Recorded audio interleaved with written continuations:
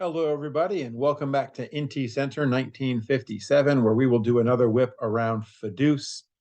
But under the sad news that 1957 favorite John Montgomery Ward has been injured. More on that to come in the injury report this week. But we'll start by talking about the year of the Toad. It's back on, but we have to admit it might also be the year of the Satchel. But we'll start first with Ramsey. Absolutely dominant against Game of Throws.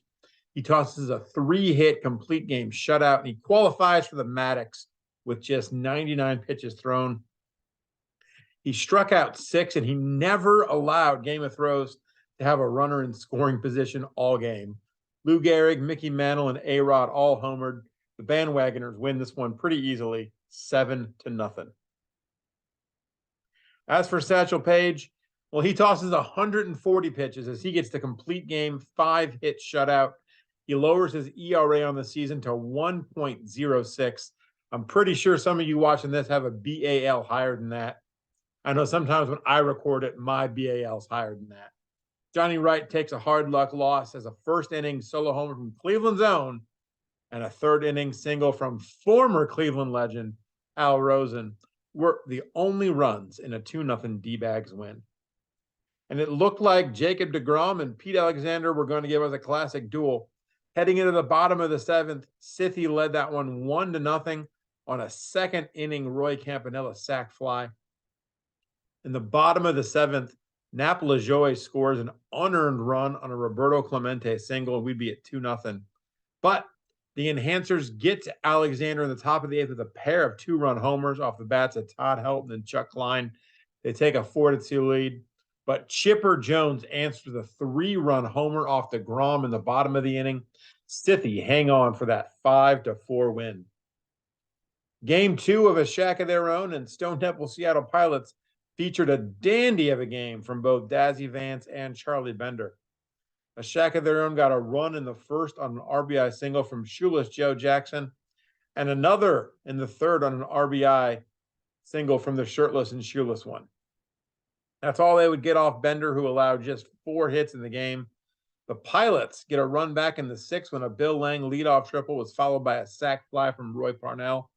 The Pilots get the tying run on base in the 7th and in the 9th, but Vance strikes out Willie Mays to end the game, and it's a 2-1 win for A Shack of Their Own. Wade Boggs hit his 11th homer of the year, drank his 400th beer, and drove in his 41st and 42nd run of the year. Joe Morgan and Dan Brothers also homered. My favorite part of the game, though, is the top of the 1st.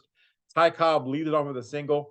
He's still second, moves to third on a ground out, scores on a ground out. I love shit Goblin baseball, even when it's surrounded by homers. All that added up to the Amazings doubling up on the Zodiac Guardians 12-6. Still searching for a spark to try to rescue their season, or at least give their fans a little happiness. Gales in November sent Shane Bieber to the mound for the series finale against Let's Play 2's Roger Clemens. Each pitcher gives up a run in the 1st, with LPT getting a solo homer from Ernie Banks, and the Gales getting a run on a GIDP from their forgotten man. The Gales would take the lead in the 3rd on a 2-out RBI single from Ron Santo, but Let's Play 2 ties it up in the 5th on a Pudge Rodriguez 2-out RBI single. We'll stay there until the 9th when both starters are out of the game, with 1 out. Bullet Rogan singles. Cool Papa Bell pinch runs for him. Bell goes 1st to 3rd on a single from Luis Arias, and Dave Bancroft walks it off with a single. The posthumous magic for Vita Blue might be gone. The departed pitcher departed the game after giving up 6 runs in just 2 2/3 innings. Roy Campanella and Chipper Jones each homered off Blue.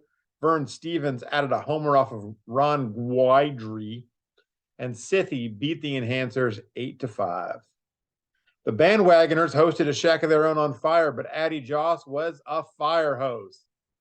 Maybe a fire hose full of cheap beer. Stone Cold went 8 innings, giving up 2 runs on 5 hits, but we were tied at 2 entering the 9th thanks to a spectacular start opposite him from Denny Driscoll. Driscoll would give up a leadoff double to Pete Browning to open the 9th and intentionally walk Troy Tulowitzki to face Ross Barnes. Well, that questionable decision seemed to pay off as Driscoll got Barnes to hit into a 5-4 3-double play. At that point, Eric Gagne relieved Driscoll, but gave up a single to shoeless Joe Jackson. That puts a shack of their own ahead 3-2.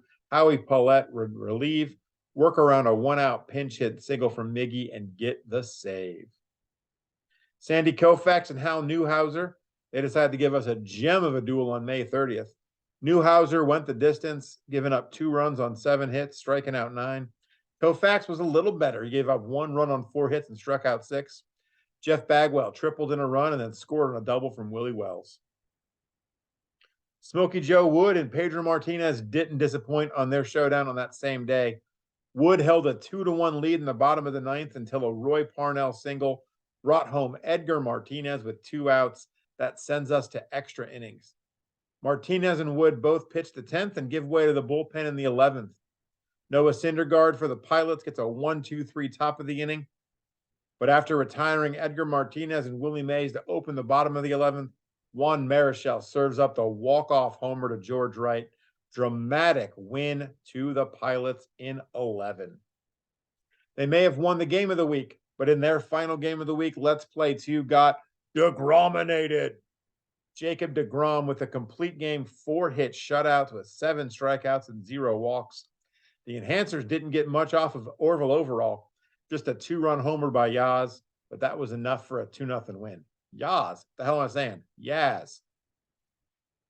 A lot of good pitching performances on that last day of the week. Bill Foster had an 8-hit shutout to get in on the day as Madrigal took down the Zods 4-0. Satchel Paige doesn't get a lot of run support. The D-bags managed only 2 runs off Jose Rio, but Satch doesn't always need a lot of runs. He gave up just 1 run of the complete game. He scatters 9 hits and strikes out 8. And Victor Martinez hit a tie-breaking home run in the 7th. Bruce Sutter tossed 2 scoreless innings after that. And Gales of November held on to win their series finale against the Amazings 3-2, giving at least some more happiness to the poor, depressed fans in Minnesota. That'll do it for IntyCenter this week. We'll catch you next time for another whip around the deuce.